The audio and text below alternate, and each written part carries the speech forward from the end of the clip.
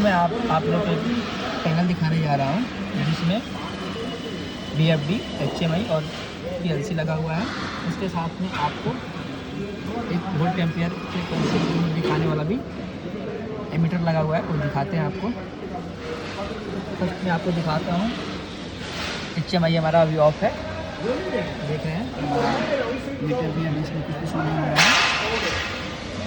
और पैनल में देख रहे हैं कि अभी मेरा ऑफ है,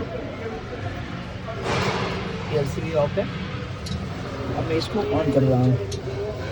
ये मेरा MCC भी लगा हुआ है और इसमें मेरा ये CT जो है करंट ट्रांसफार्मर, और ये मेरा सेंसर है, NTC सेंसर है, में एक रिटर्न एयर है और एक सप्लाई एयर है। ये मेरा मोटर का है RYB, और ये मेरा फेस का है, सप्लाई आया हुआ है, सीधे लगा हुआ है।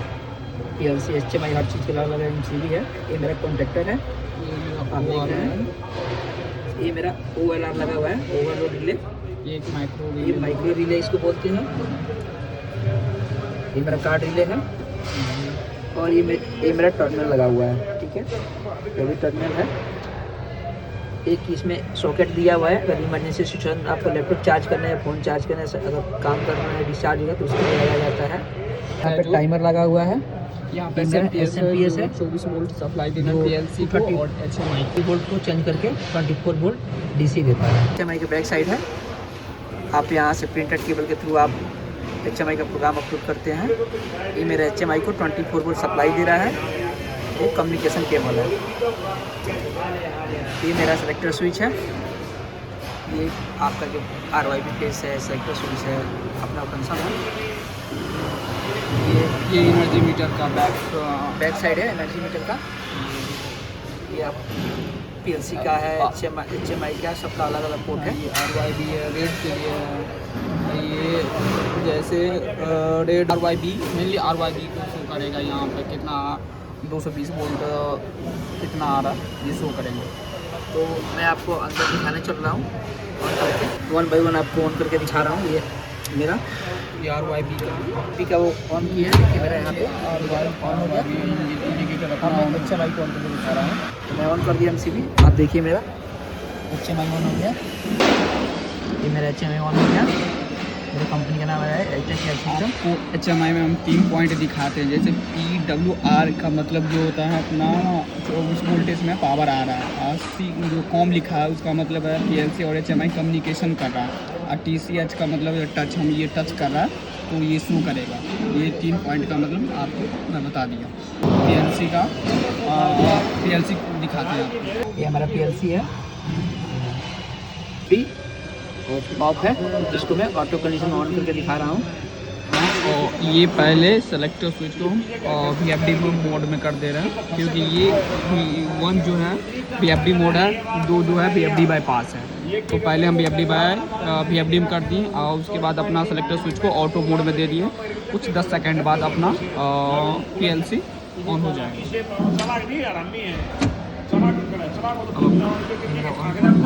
आप देख रहे हैं यहाँ भी आ गया, अब यहाँ स्टार्ट ऑन हो गया, मोटर ऑन हो गया। जैसे मोटर अभी अपना 50% चल रहा है ना, तो अपना VFD में इसका 20% दिखाएगा, 25% दिखाएगा। अगर वहाँ पर HMI में अगर 100% अपना भी मोटर को ऑन कर देंगे तो यहाँ पर अपना 50% फ्रीक्वेंसी दिखाएगा। स्पीड चेंज करके दिखाते हैं। सबसे पहले अपना फैन AC सेटिंग में जाके, अब जो मिनिमम स्पीड 20 है और मैक्सिमम स्पीड 50 है, तो हम इसको 100 कर देंगे HMI में। अगर ये 100 कर दिए, जैसे 100 किए ना, तो अब अपना 100% हो गया। अब VFD में जो ये 50% दिखाएगा, 50% का मतलब है कि अपना जो यूनिट है वो 100% चल रहा है। अब आपको VFD को हम दिखाते हैं 50% फ्रीक्वेंसी पर चल रहा होगा। जैसे अभी 50% अभी चल रहा है, जैसे 49.6 है, इसका मतलब 50% अपना VFD चल रहा है। दूसरा हमारा ये एनर्जी मीटर लगा है, जो कि फ्रीक्वेंसी, एम्पियर, वोल्ट और फेस, ये तीनों को शो करता है, ठीक है। 1 बाय 1 1 बाई 1 शो करते रहता है, आप देख सकते हैं। जैसे अभी मेरा वोल्ट पे है, अब कुछ देर बाद से एम्पियर भी आएगा, एम्पियर का शो करेगा, उस टाइम बाद से फ्रिक्वेंसी शो करेगा, ऐसे 1 बाई 1 शो करते रहता है, ठीक है। इसको आप यहाँ पे दिया हुआ है एंटर के थ्रू आप आगे पीछे भी कर सकते हैं। यहाँ पे दिया हुआ है प्रोग्राम एंटर बटन, इसके थ्रू आप आगे पीछे से एम्पियर पे आ गया।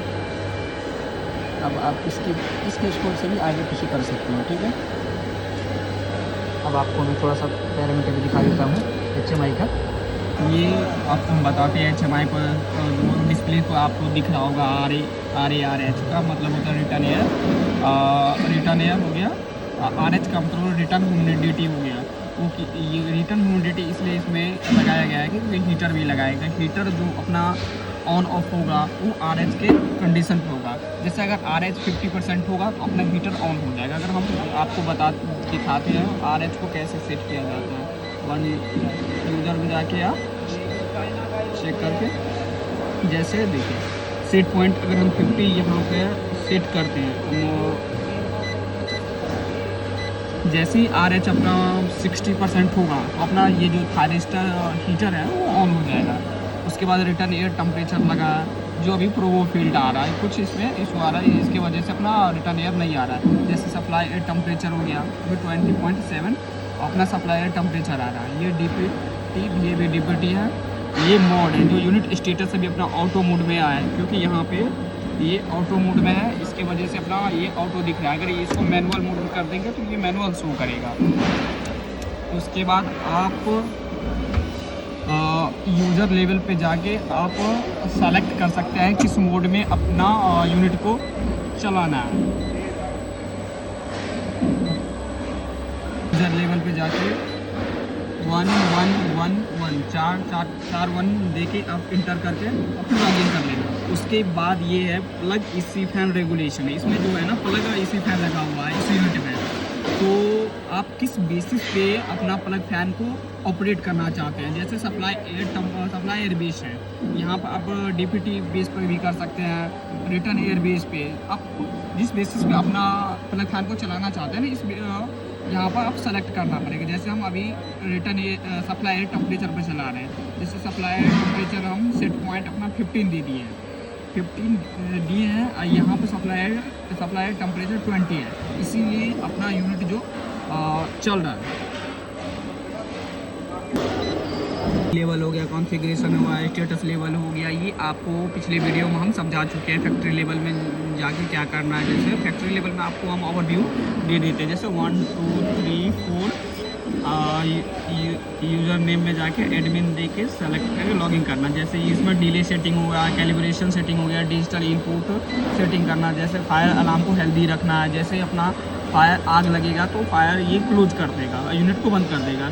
ये सब सारे कुछ आपको पिछले वीडियो में हम समझा चुके हैं। कुछ पैरामीटर बताते हैं जो इम्पोर्टेंट इसलिए है कि हमको माइक्रो रिले को ऑपरेट करना है। VFD में मैं कुछ आपको इम्पोर्टेंट पैरामीटर बताना चाह रहा हूँ। जैसे जस्ट लाइक देखिए, R1 रिले किस कंडीशन में ऑन होगा, R1 कब ऑन होगा ये बताता हूँ कि जब मेरा R4 रिले ऑन होगा तब मेरा R1 रिले ऑन होगा। जब R4 रिले कब मेरा ऑन होगा ये आपको पैरामीटर से ही पता चलता है। पैरामीटर जो VFD है 24 वोल्ट आउट करेगा, वो पैरामीटर आपको बताते हैं किस पॉइंट। मेन्यू पर 2 बार प्रेस करने के बाद आप सबसे पहले 6 पे जाना है, 6 पे, उसके बाद ओके करना, उसके बाद 690 पे जाना, 690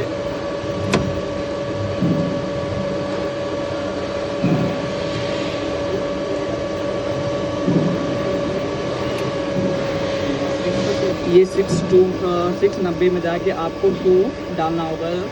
जब आप 2 डालिएगा उसके बाद जो VFD है 24 वोल्ट आउट करेगा। 24 वोल्ट जो आउट करेगा ये रिले ऑन होगा। ये रिले क्या करेगा, अपना R1 रिले को ऑन करेगा। आपको हम 690 पर चेंज करके दिखाते हैं पैरामीटर। जब ये अगर पैरामीटर को चेंज करेंगे ना तो अपना R4 रिले ऑफ हो जाएगा।